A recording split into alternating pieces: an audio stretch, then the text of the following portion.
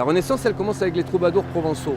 Dès que le Moyen-Âge, le joug du Seigneur, il commence à s'abaisser, en Provence, les villes, elles reprennent de l'émancipation.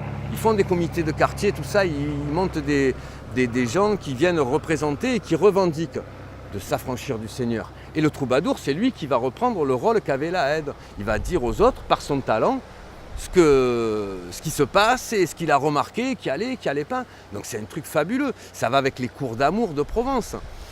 Et donc ça, c'est un truc que le pouvoir papal et le pouvoir français capétien ne va pas supporter parce que c'est des villes qui étaient florissantes. Donc ils vont inventer le truc des chevaliers cathares pour massacrer cette civilisation parce qu'ils n'arrivaient pas à en faire une unification politique.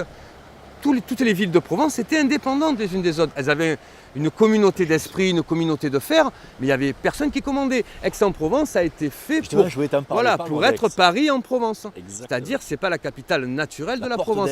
C'est la capitale administrative qui est faite pour tenir la Provence. À Marseille, il existait parmi les privilèges qui viendront après Louis XIV, le non-extra-indo. Tu cherches le non-extra-indo, c'est un privilège qu'avaient les Marseillais qui avaient fait une bêtise, un délit, même un crime, d'être jugés non pas par des juges d'Aix, mais des juges marseillais. Ça ne veut pas dire qu'ils allaient être graciés ou mal jugés. Non, mais jugés par des juges qui savent. C'est pour ça on peut quand même parler de l'Académie Aix-Marseille. C'est bizarre que c'est toujours Aix toujours. Ouais, ça, mais c'est toujours mis en avant. C'est de Marseille quand même, dans l'histoire, à travers l'histoire. Alors ce qui est frappant là-dedans, c'est à quel point ça ne choque plus personne. C'est-à-dire que là, ils ont franchi un cran.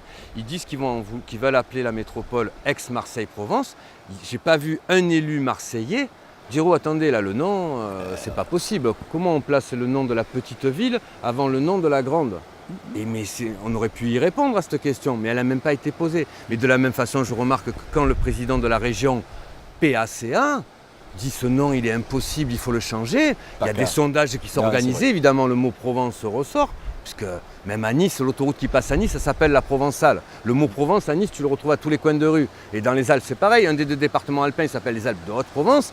Mais pour soi-disant que tout le monde... Mais c'est divisé pour mieux régner. C'est faire croire aux gens qu'on te fait plaisir. Mais en fait, c'est pour pas que cette région concurrence l'Île-de-France.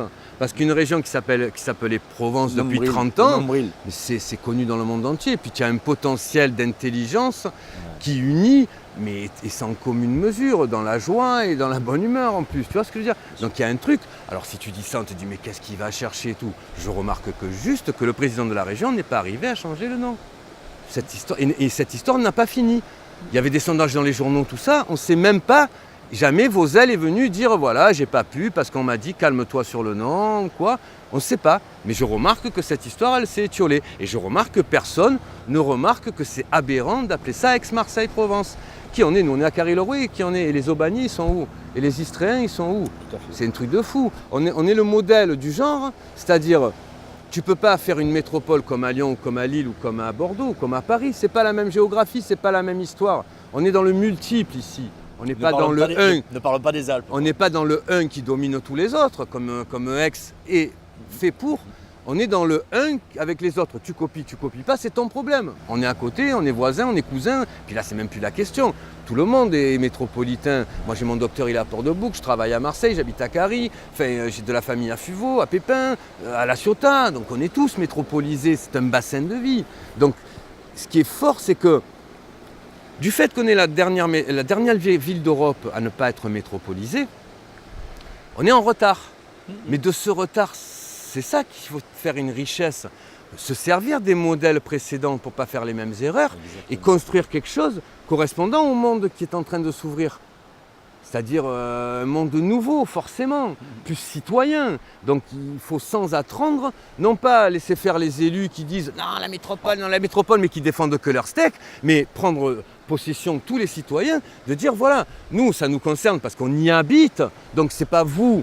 Venant de l'administration du centre, que visiblement depuis des décennies on constate que vous avez fait que des conneries, qui allait venir nous dire à nous comment on doit vivre en nous disant voilà tu vas t'appeler comme ça, parce que c'est quoi le citoyen ex-marseillais? Ça n'existe pas, c'est encore divisé pour mieux régner.